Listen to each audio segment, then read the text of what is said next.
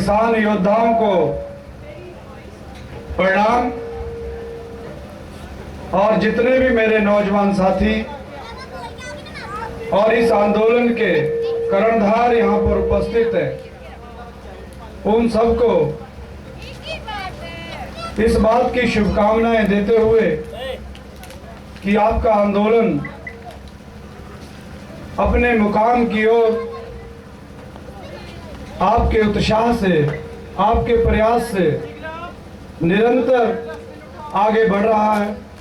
और आप सब ने दिल्ली की सरकार को, जैसा मैं रोज कहता हूं कि एक उपस्थिति जरूर दर्ज करवाया करो कि आपका जो बॉर्डर है ना गाजीपुर, ये दिल्ली के बिल्कुल पास में है।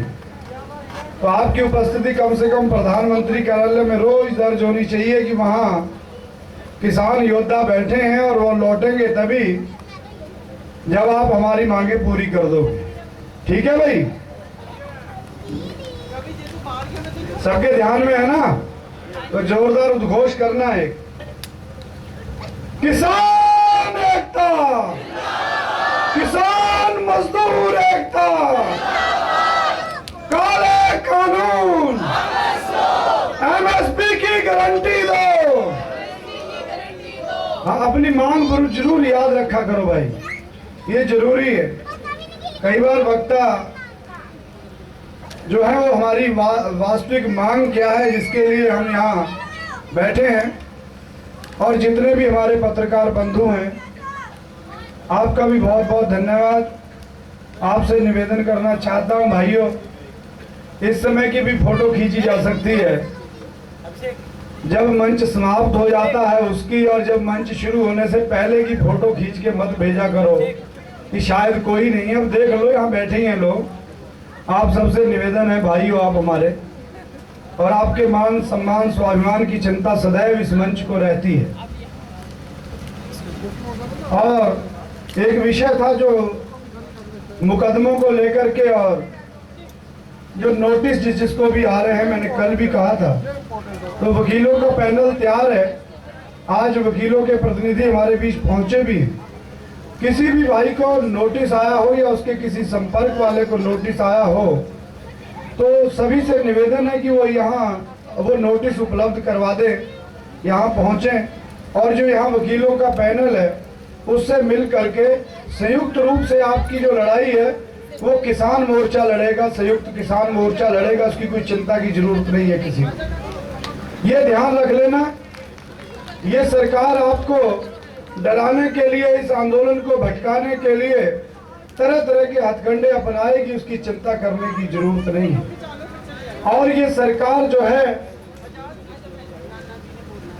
हम किसी भी राजनीतिक दल की बात नहीं करते, लेकिन संसद में कल जैसा सुनने में आ रहा है, जैसा भी मीडिया के माध्यम से पता चला है कि किसानों को जो शहीद हुए हैं किसान, उनको श्रद्धांजलि देने का भी प्रयास जब कुछ सांसदों ने किया, तो सत्ताधारी सरकार के सांसदों ने शेम शेम के नारे लगाए। भाई, ये आपके संज्ञान में रहना चाहिए कि ये सरकार हम किसानों को, जो हमारे साथी शहादत को प्राप्त कर गए, उनको श्रद्धांजलि देना भी नहीं चाहती। उनको श्रद्धांजलि देने का भी इनके पास समय नहीं है।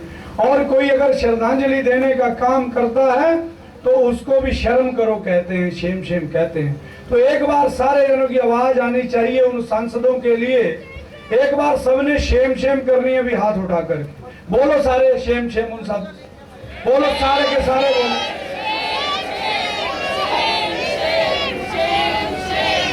उन सांसदों के लिए ये शर्म आनी चाहिए कि वो अन्न किसान का ग्रहण करते हैं, और जब संसद में श्रद्धांजलि की भी कोई बात करता है तो उसके सहयोग में नहीं, विरोध में खड़े होते हैं।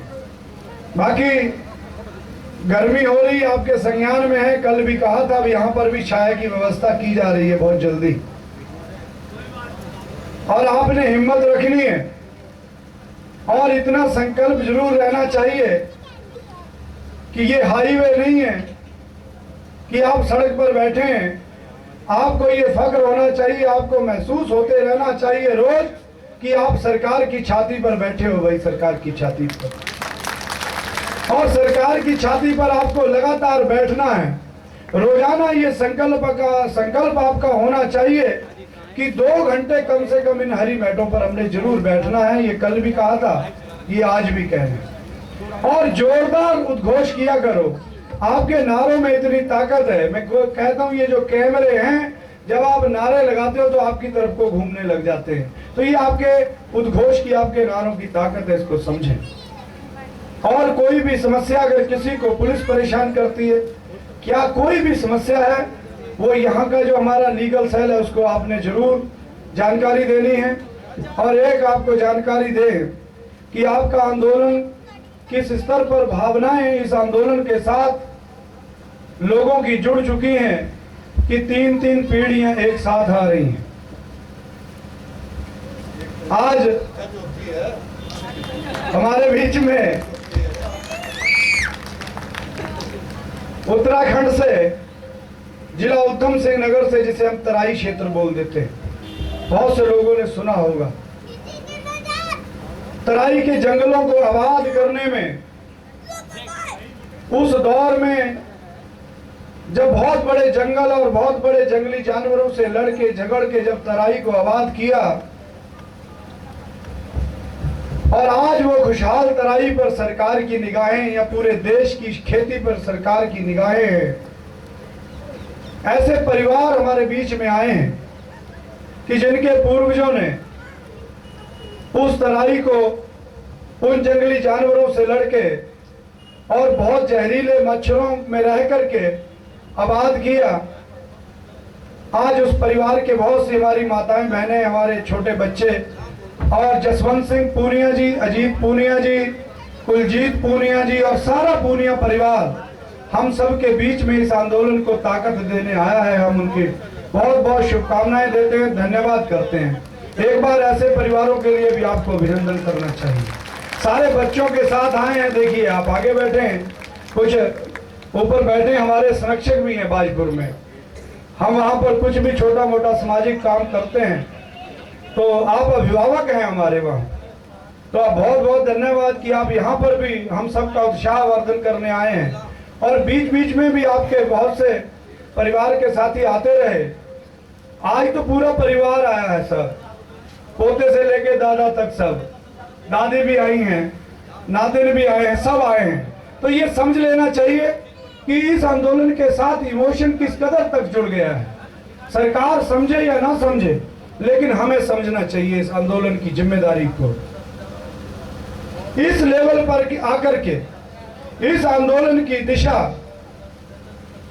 अगर हम सब के आचरण से अगर भटक गई तो ईश्वर हमें माफ नहीं करेगा। भाई नौजवान जितने भी हैं ध्यान रख लें। इसलिए इस आंदोलन की जो शांतिपूर्वक आंदोलन शुरू हुआ था, और शांतिपूर्वक आंदोलन तब तक चलेगा जब तक हम अपना मुकाम हासिल नहीं कर लेते इस आंदोलन। ये ऐतिहासिक आंदोलन है, इसमें आपकी भूमिका ऐतिहासिक है। इसलिए संयम बड़ा जरूरी है और संघर्ष मन में होना, संघर्ष का मादा रखना बड़ा जरूरी है। तो मैं इस मंच के माध्यम से पूरे पूनिया परिवार को, जो यहाँ हम सब के बीच उपस्थित है, बहुत बहुत शुभकामनाएं देता हूँ, धन्यवाद करता हूँ मंच के माध्यम से।